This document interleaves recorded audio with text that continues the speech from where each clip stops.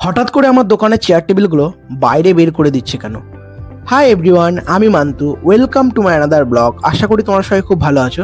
আরও একটা fresh new blog নিয়ে চলে এসেছি তোমাদের সামনে। সকাল সকাল দোকানে এসে দেখি আনন্দদা এদিকে নানপুরিগুলো ভাজতে শুরু করে দিয়েছে। আজকে কিছুটা তাড়াতাড়ি নানপুরিগুলো ভাজছে, কারণ আজকে দোকানে রং হবে, তাই আনন্দদা এদিকের কাজটা এগিয়ে রাখছে। আর ওদিকে গোবিন্দ মামারা ঘর থেকে চেয়ার টেবিলগুলো বাইরে বের করে রাখছে। মামার এদিকে টেবিল চেয়ারগুলো বাইরে বার করছিল, আর আমি চলে আসি রজতদাদের দোকানে রং নিতে।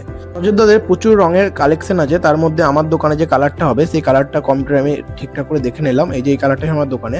আর ওইখান থেকে রং নিয়ে এসে দেখি আনন্দদের দিকে দুপুরে যে রান্না বান্না করবে সেগুলো মোটামুটি রেডি করে ফেলেছে। এখানে ডালটা ফুটছে আর ওইদিকে সবজিটাও রেডি। সবজি যেহেতু রেডি হয়ে গেছে, তাই আমাদের যে ডেলি খাবারগুলো যায় সেই ডেলি খাবারগুলো প্যাক করে আমি ডেলিভারি করে দিয়ে চলে আসি।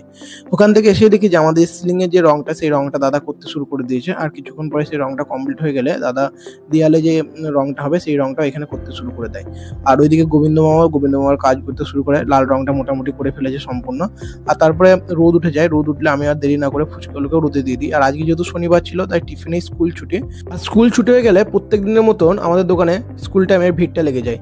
যাই হোক, দাদু এদিকে ফুচকা দিতে শুরু করে, আর ওইদিকে আমাদের রঙের কাজটাও মোটামুটি শেষ হয়ে যায়। এই যে রঙের কাজটা ফাইনালি এরকম দেখতে লাগে। অবশ্যই জানাবেন আমাদের দোকানের রংটা কিরকম লাগছে। আর যারা যারা আমাদের দোকানে এখনো ভিজিট করেনি, অবশ্যই একবার করে ভিজিট করবেন।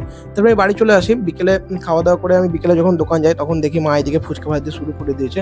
এই যে সবাই মাকে ফুচকাগুলো বেলে বেলে দিচ্ছে, আর মা এদিকে প্লেটে এক এক করে ফুচকাগুলো নিয়ে তেলে ছাড়ছে। আর তেলে ছাড়া মাত্র আমাদের ডুমো ডুমো করে ফুচকা রেডি। এই যে ফুচকা সম্পূর্ণভাবে রেডি।